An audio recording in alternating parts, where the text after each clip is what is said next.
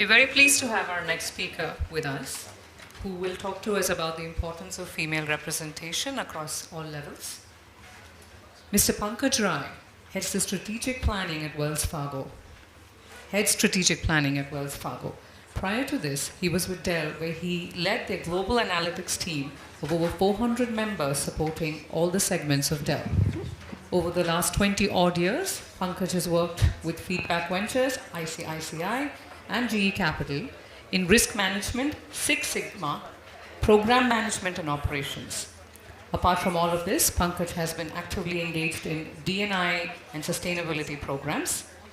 Pankaj studied at IIT Delhi and IIM Ahmedabad and is an alumnus of the British Council Shivani Fellowship administered by the London School of Economics. He's also an avid marathon runner and enjoys cycling.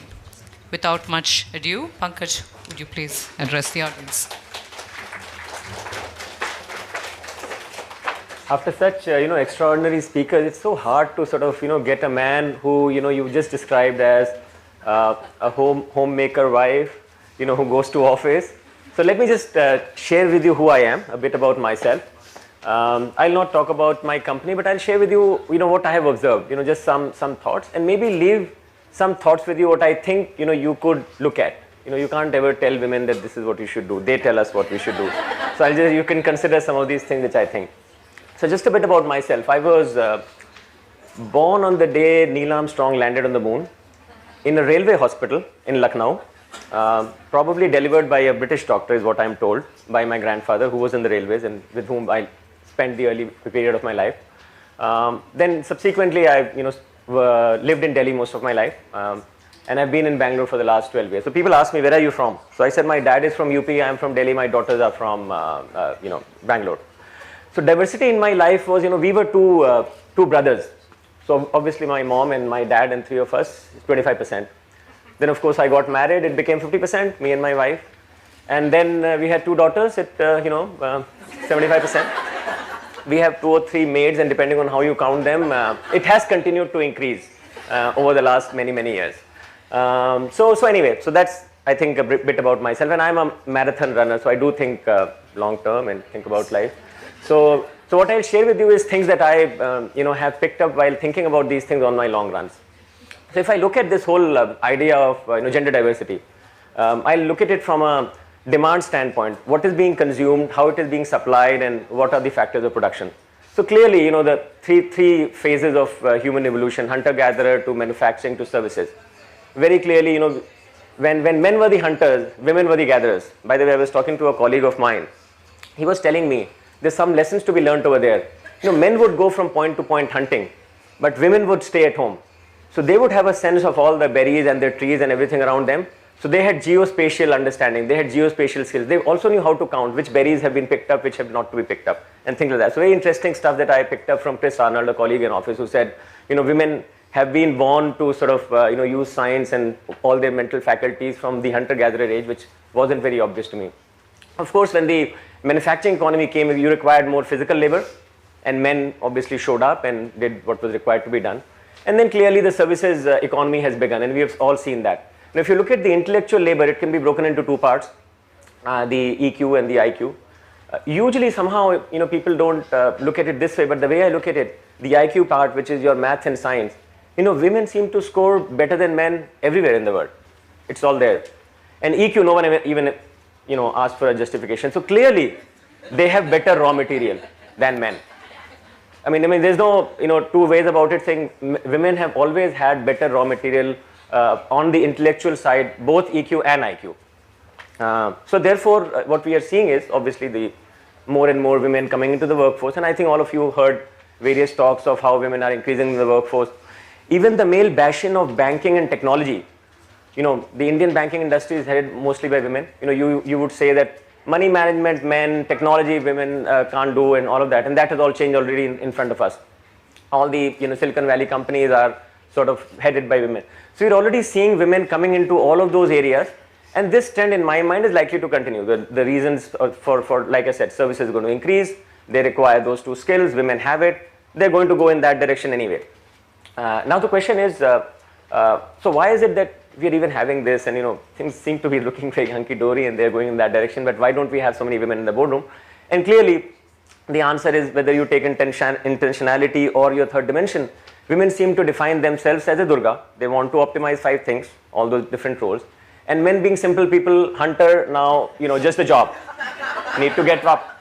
So given that they have focused on just one thing versus the 5 things that women, or 18 if you may, that they focus on, they tend to sort of obviously get distracted and don't get that one thing as quickly as men do.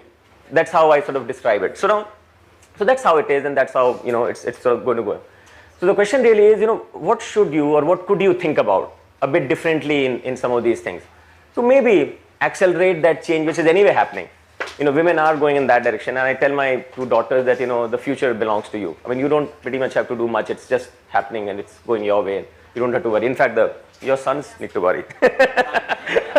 So I think the one thing that I think is that what women could potentially consider doing at home differently is what they actually do in office without realizing it. So what do we do in office? All of you are leaders in office. You have a bunch of these A players, top performers, key talent. You pamper them, you reward them, and they make the world out for you. But at home, many women, and I won't generalize, many of them tend to become individual performers, ICs. You want to do your own baby's nappy, you want to sort of cook your own food, you want to do many, many other things on your own.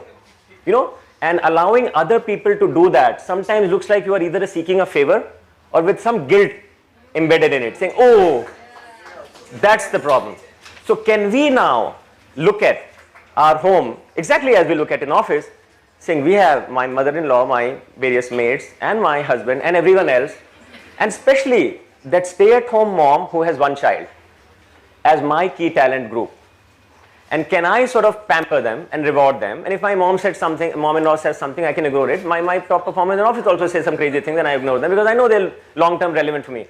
So can I be long-term greedy that way and develop that key talent at home so that I can crowdsource all those activities through them and therefore get ahead faster than what otherwise I would? And that I did sort of mention that, stay-at-home moms, many a times, people in career tend to ignore the stay-at-home mom, saying, they couldn't get anywhere, so they probably can be looked down upon. But I think, some of them, and especially the ones who have one kid, really, they are giving their life for that one kid. And they're also looking for company for their kids. And if your kid is their best friend, boom. So anyway, so that's one thought that I thought I could leave with, some of the career women. But I also have a separate thought for my own wife, whose spouse. She was a teacher, school teacher, and then she, gave up, and she sort of, with my daughter. So my older daughter is in class 12, my younger daughter Paridhi is in class 8 and all of that. So I keep telling her that this job is just an 18, 20 year job. It's like the army, you retire at some stage and then you got to reskill and do something else. The army people have these programs, and you can go to IM, take a degree and do something else. Typically they tend to put you in a security job, but if you're smart you can get away from it and do other things. What do stay-at-home mom do?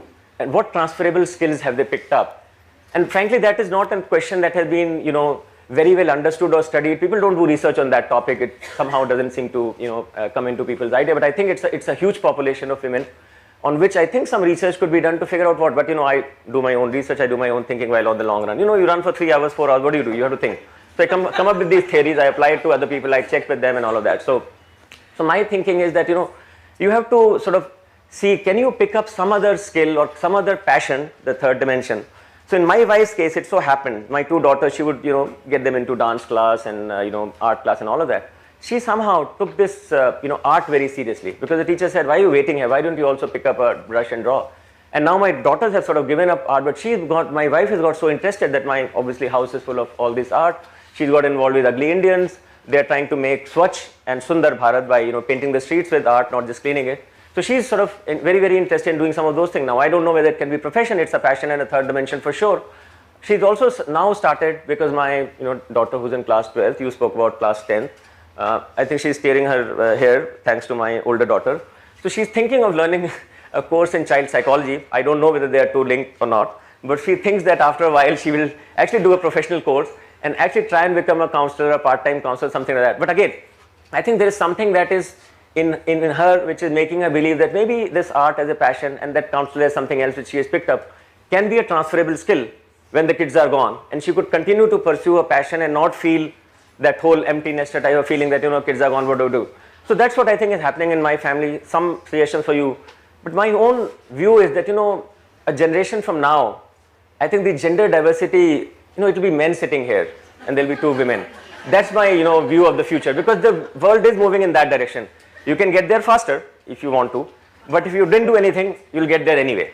Thank you.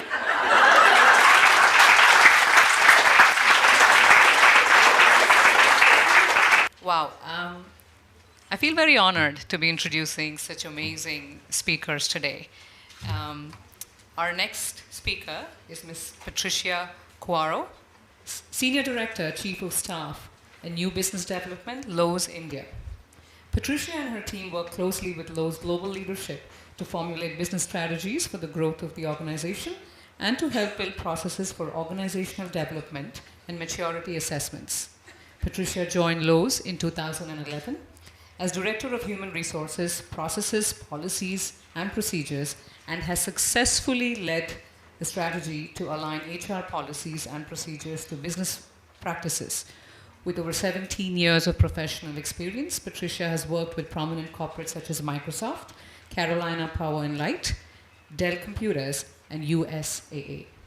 She was recognized in 2013 as a Technology Rising Star by Women of Color magazine. Patricia holds a bachelor's degree in nuclear engineering sciences from the University of Florida, an MBA majoring in information technology from the University of Phoenix, and a master's certificate in project management from Washington University. She's also a certified PMP. In her free time, Patricia loves exploring new places, cuisine, and is an avid golfer. Ladies and gentlemen, Ms. Patricia Cuero.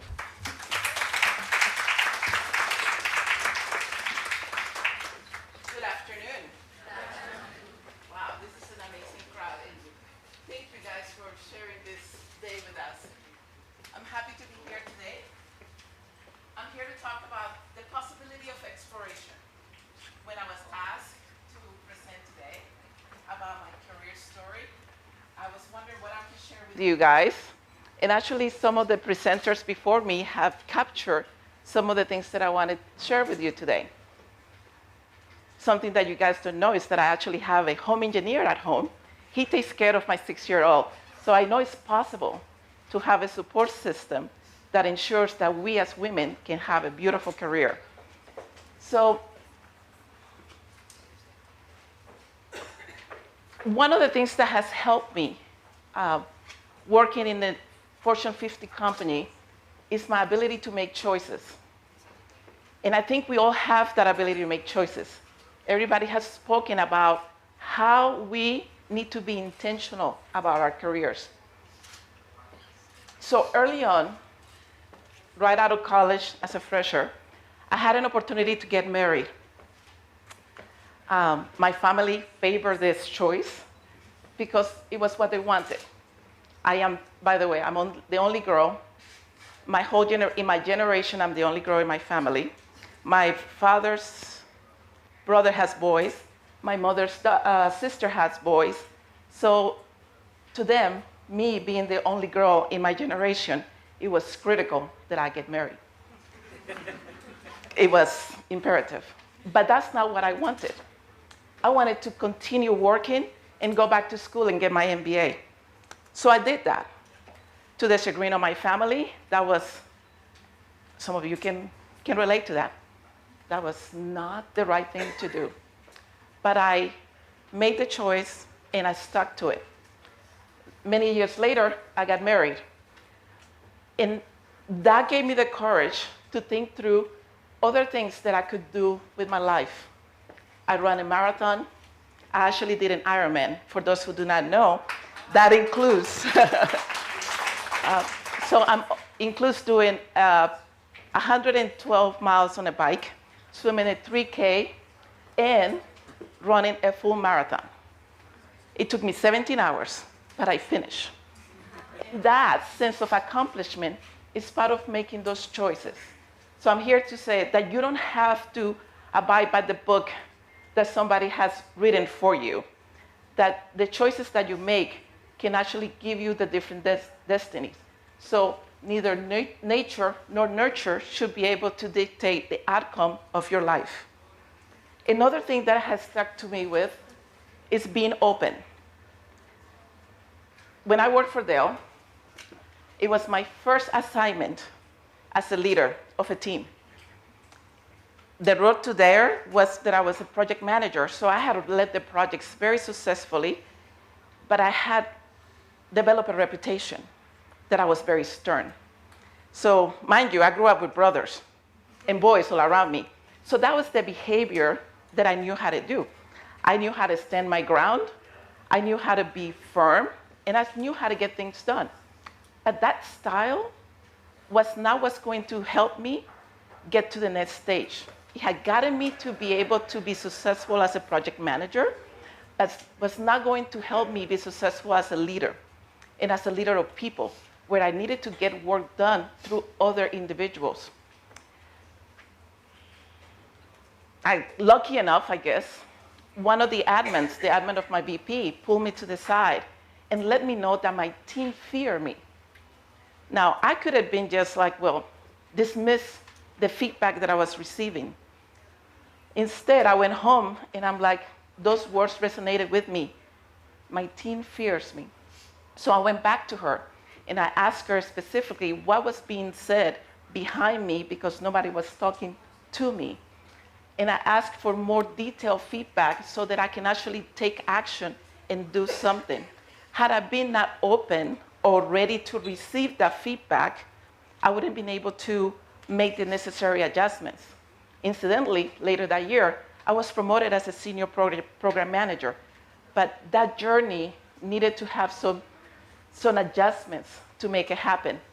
So, and all I'm saying is, you don't have to take all the feedback that you get from anybody that just wants to give it to you. Like I tell my team, feedback is a gift. It's like a sweater. You can choose to wear it or not, but the choice is yours. So going back to making those choices. Another element of my intentional career has been my ability to say yes or no. Everybody, regardless of whether you're a teacher or an engineer or a nuclear scientist, you will find your journey is going to take you to different roads. And which path you choose to take is going to be based on your ability to see and understand yourself. I work for Lowe's, and it's a great company. Our purpose is helping people love where they live. So that speaks to the core of me.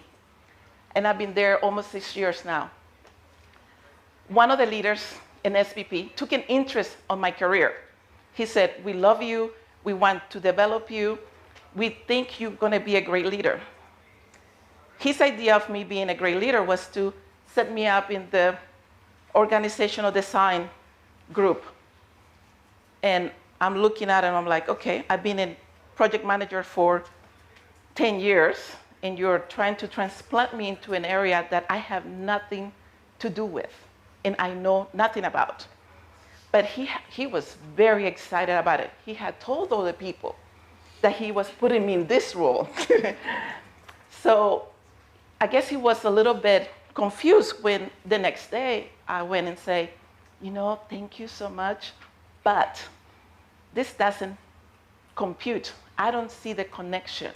I want to go this way, and you're telling me to go this way. Help me connect the dots. He couldn't articulate for me what he had a vision, but the vision that he articulated did not match to the vision that I had for myself. So I went back, everybody told me, well, you need to kind of take the job because he can make or break your career. So it took me a week, and I wrestled with this decision of saying no to this SVP. So I gathered myself, I went home, and I told my husband, okay, get ready, we might not have a job after tomorrow. Because at the core of me, even though I love the company, I love what it stands for, the job that is being presented to me was not going to meet my needs as an individual and as a person that knows herself very well, and I have been in a career path that I've been working for so long that the idea of letting go of that was not going to be able to satisfy what I needed.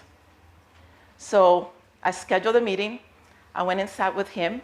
But in addition to bringing the no answer, I also came back with alternatives to show him what else was possible for me, and in addition to him, so he could take credit for it. Because ladies and gentlemen, part of our job is to make our bosses look good. And by me saying no to him, I was making him look bad because he had already spilled the beans to everybody else. So tactfully, I needed to think about how can I repair the situation without burning a bridge that could break my career. So I told him, here is what I stand. This job does not meet my needs. However, I have a candidate that will fit perfectly in that peg.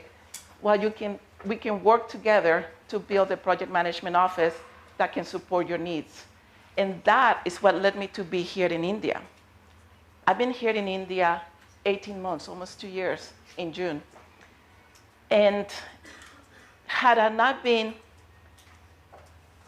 intentional about my career, having understanding of my self-worth as well as capabilities and transferable skills, this opportunity of India would have never come in.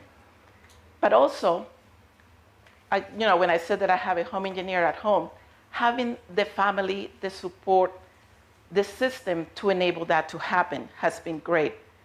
So being bold, I love the fact that we say be bold, be brave, be courageous, be able to say no to family, to your boss. It's something that we would like to ensure that we are all empowered with. It is not easy, but it's possible. So I hope that with all the conversations that we had here today, that you are able to think through what is possible for you. What can you go and explore? What kind of possibilities can you build for yourself? It's not going to be all rosy. It's not going to be all like a smooth sailing. I told students, it's like this road is very smooth, but they are very bumpy. There's a couple of bridges that might be broken in the process. But have the courage to make it happen for you, to be intentional. One of my current employees, she told me about the law of attraction, that she says, you got to put it out there. And I said, well, yeah, I usually believe that if you declare yourself, that if you put it out there, the universe makes it possible to happen. So when you live here, declare yourself, declare your intention, and you will find a way to make it happen. So I hope those are the things that you can take away from this wonderful event, because we are the lucky ones. And I play golf, and I tell my friends, I'd rather be lucky than good sometimes, because sometimes you hit the ball and it goes different ways. Who knows? Hit that ball, get it out there, and it might reach areas that you had never envisioned. I never envisioned. India was never in my roadmap. And I call this my detour. And it's a great detour. So who knows? Hit the ball, get it out there, and see where it lands. But that takes courage. And it's that fear that sometimes prevents us from taking taking action. Because who knows? You might get fired. Well, so what? There's life outside of the other company. Believe it or not. I'm like, okay, there's a world out there, and it's ours to conquer. We can do it.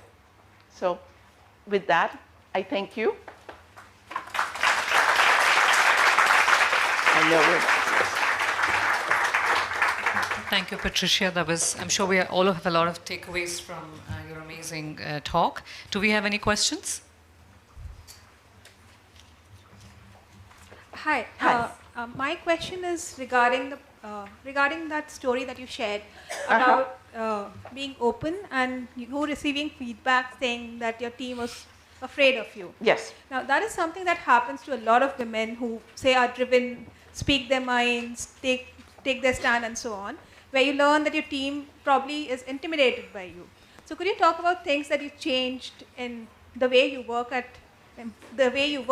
to actually change that perception about you? Oh, I haven't changed that perception. I have a few team members here that will tell you, they fear me. But one of the things that I have learned is that I didn't have to be the command and control. I can still get things done having a conversation. One of the things that I do with my team is set the expectations right up front. Say, here it is how, sort of a contract, we enter into a contract. Here it is what I expect of you. This is the job requirements. Let's make it happen. We have very much, like every other week, we have check-ins, and we will hold it together. And the team will tell you, I push, and I push hard. But when we're done, my God, it's amazing. So part of me is still here, that stern, that firm. Well, you gotta remember, I grew up with boys. In my family, if you didn't eat your food, I'm serious, like all brothers and cousins will be at the table, and I will start eating like this, because over that, my food disappeared. So I kind of learned to survive like that. So, so it was like, those boys can eat, and they don't care. Food is there, they'll take it. So that was kind of the way that I grew up. It was like, I'm gonna make it happen, I'm gonna make it done. So that hasn't changed. But what I have learned from the stylist coaching that I received was, you don't have to be so on your face, okay? Take it back, allow the team to work together. When they ask for questions, I'll explain, take the time, and I also did more one-on-ones instead of in a team. In a team setting, everybody kind of got all defensive and nobody wanted to raise their hand, nobody wanted to ask questions. So I changed a little bit of the way I approached it. Do I still hold my team accountable? Absolutely. But I feel that I have grown as an individual by the feedback that I have received. I got a mentor.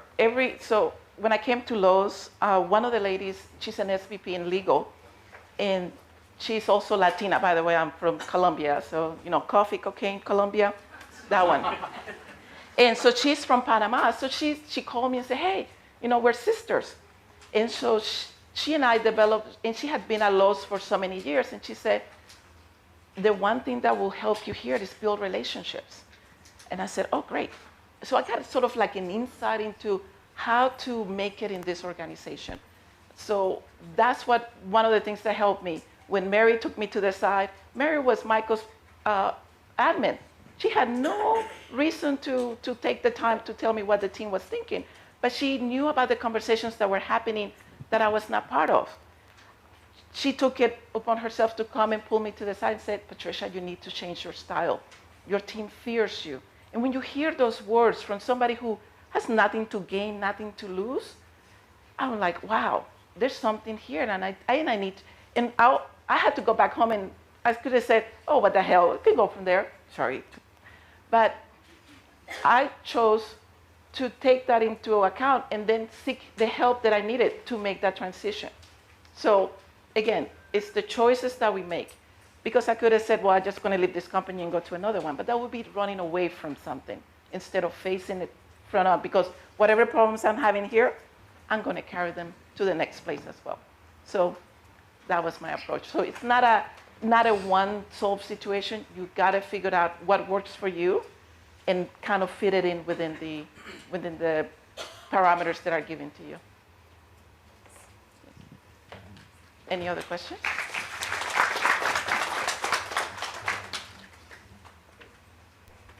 Hi, I'm Gitanjali from LL Lilly and Company. So I have a question for you. In the example that you gave, you said that you found an alternative, so that bridge was not burned. But maybe all choices that you make, there might have been instances where you have burned a few bridges. Oh, yeah. So has that? How has that changed your perception and how the way you do things? Oh, burning bridges. Those are fun. I'm sorry, the last part of that question is how that has changed my perception? So my approach now, is that I have to be more thoughtful, right? You gotta have empathy. There's always another side to the story. So for me, has been how can I, especially, so there's always going to be disagreements with somebody, even your boss or your peer, and so you gotta find a way to get onto the other side and look at things from their perspective, and see if there's common ground to be had. When I worked at Microsoft, one of the ladies that I worked with, there was like animosity. And then I found out that the reason she was kind of upset is because she had applied for the job that I gotten. So I was the person who took something away from her. And of course, I didn't know this. After a few months of working there, I'm like thinking, well, why is Teresa so mean to me? I'm like, what did I do? So I had to go, I took her to lunch. So, Teresa, let's go to lunch. Because we had to work together. She was going to be my support in my project, and I could not succeed without her. So I took her to lunch and I asked questions, and that's when I found out that she had applied for the job that I had taken. So I had taken something away from her. Not intentional, but I had. So when you find what is that, and I said, okay, so what was it, the differentiator was I took the time to get to know who she was as a person. And at that point, she could not be mean to me anymore. She knew my child's name, she knew my husband's name, I knew her children's names, I knew her husband. So it started building again that relationship part. At the end of the day, we're all human. So it's understanding how we can come together. There's going to be discord. That's what I like. People ask me, why you like projects? I'm like, projects are unique. And what makes them unique? The people. The people is what makes them unique. So when you have a place where you're going to burn a bridge, and it's okay if you burn a bridge, by the way. I have done a couple of those. But understand what the consequences of those are, and be ready to live with them. Teresa, I couldn't burn that bridge, so I needed her as much as she needed me. So I needed to mend it before it got out of hand. Otherwise, I wouldn't have had a job. So.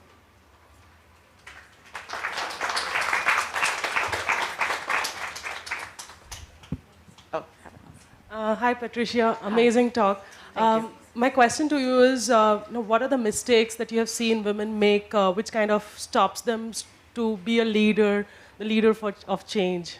So we are not good team players. No, we're not, because we don't learn. So how many of you play team sports?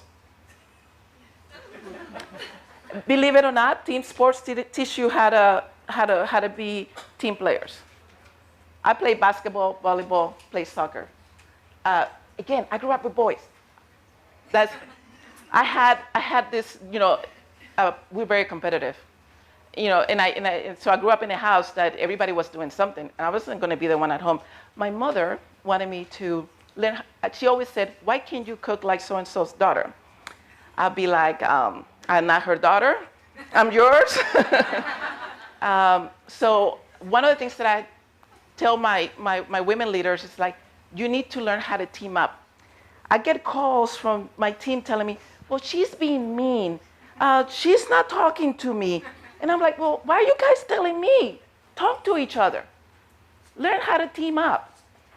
That's part of the deal. Another mistake that we make, we don't speak up. So I have a project coordinator, and I ask her, why do you think we have a seat at the table? And the reason I ask this question is because whenever she comes into the meeting room, she picks a chair and sits to the side. So we take ourselves out of the conversation as well. So we want the seat at the table, have a voice at the table, sit at the table. Don't find the corner behind, don't go the furthest away from. If there's a leader seat, take the one next to it and sit next to the leader. Don't find the seat back over there on the other side of the room. Oh, see, she's agreeing with me. I think another area where we need to think through is about, like I said, voicing out what we want and what we need. Being that intent, put it out there.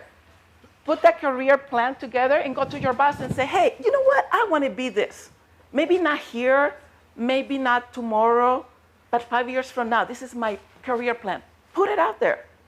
That's that intent of articulate and put it into the customers, because then he knows, and by the way, he will not have any, well, he doesn't read it, but read it to him if he doesn't read it. But then there will be no question, oh, we didn't know that that's what you wanted. I told you. And put it front and center, keep it moving so that it doesn't become stale. Every quarterly, or even on your performance plan. We all have performance plans. I even have one. Put it in there, say my career development. Because most performance plans have a career development plan, right? Area.